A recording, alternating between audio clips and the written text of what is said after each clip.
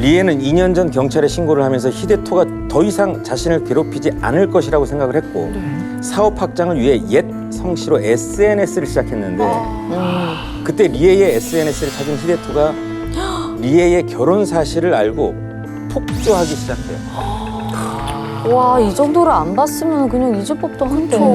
리에의 결혼 소식에 정신이 나간 히데토는 다니던 직장까지 관두고 왜 그렇게까지 하는 거예요? 리에를 감시하기 시작합니다. 그리고 그녀의 SNS에 업로드된 사진, 이 사진을 보게 되죠. 이 사진은 그냥 사찰 사진 같은데? 아무렇지도 않은데? 뭐가? 놀러 가서 찍은 사진일 수도 있고. 네. 히데토가 자신의 SNS를 감시하고 있을 거라는 사실을 까맣게 몰랐던 리에는 집 근처 절 행사에 참석했던 사진을 올린 거예요. 집 근처요? 그리고 히데토는 이 사진을 토대로 절의 위치를 찾기 시작했고 곧 리에가 살고 있는 동네를 찾을 수 있었습니다. 와, 단서를 남겼구나. 아휴. 그러면서 히데토는 그녀에게 SNS 메시지를 보내기 시작합니다. 네가 어디에 살고 있는지 알고 있어. 너의 남편까지 죽일 거야. 와, 너무 무섭겠다.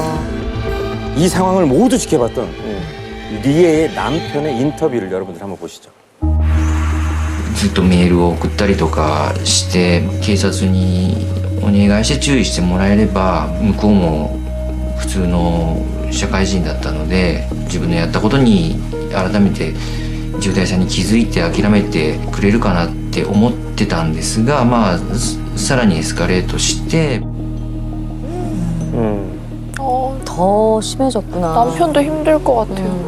더 이상 참고만 있을 수 없었기 때문에 경찰에 신고를 하게 됩니다. 근데 신고하면 죽여버리겠다고 난리를 쳤었잖아요. 그럼에도 불구하고 한 거예요. 네. 이것 말고는 선택지가 없다고 생각하지 않았을까요? 뭐 나름대로 숨어보기도 했고 이름도 바꿔 성도 바뀌었고 했는데 집요하게 날 이렇게까지 찾아내고 100통씩 하면은 내 상식선에서는 아무것도 안 된다는 두려움이 너무 컸을 것 같다는 생각을 좀. 맞아. 2011년 히데토는 결국 협박 혐의로 체포됐고 징역 1년, 오. 집행유예 3년 선고를 받게 됩니다. 스토킹 혐의가 아니라 협박 혐의로 체포가 된 거예요? 네.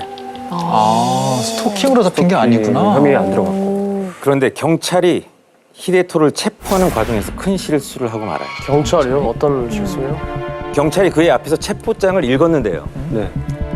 그때 히데토가 알지 못했던 결혼 후에 바뀐 리에의 미호시라는 성과 리에가 사는 지역의 일부를 말해버렸어요.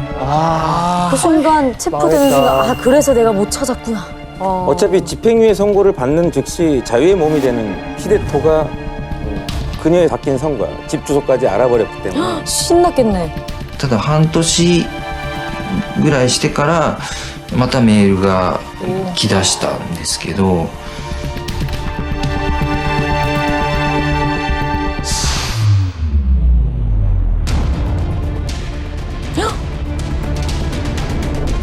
경찰이 읽었던 정보를 기억한 히데토의 광기가 깨어나기 시작합니다. 아, 20일 동안 히데토가 리에에게 보낸 메일은 무려 1089통이에요. 대단하다, 많이 진짜. 처음 와.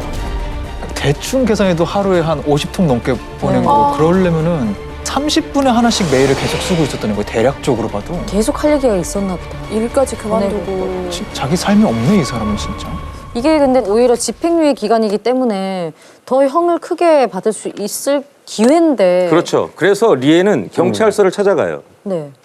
그런데 경찰은 메시지에 위협적인 단어가 없어요. 아, 이게 무슨 소리예요. 또한 스토커 규제법에도 메일은 처벌 규정이 없습니다. 와. 라고 얘기를 해요. 그러면 히데토한테 죄가 없다는 말인가요? 규정 자체가 미비했던 시기이기 때문에 이때만 해도 히데토는 추가적인 처벌을 받지 않았던 거죠. 리에의 신변 보호 요청을 받아들인 것과 그녀의 집 주변에 방범 카메라를 설치하고 거의 매일 집 주변 순찰을 실시하는 정도였어요. 물론 그래서 6개월 동안 아무 일이 일어나지 않았죠.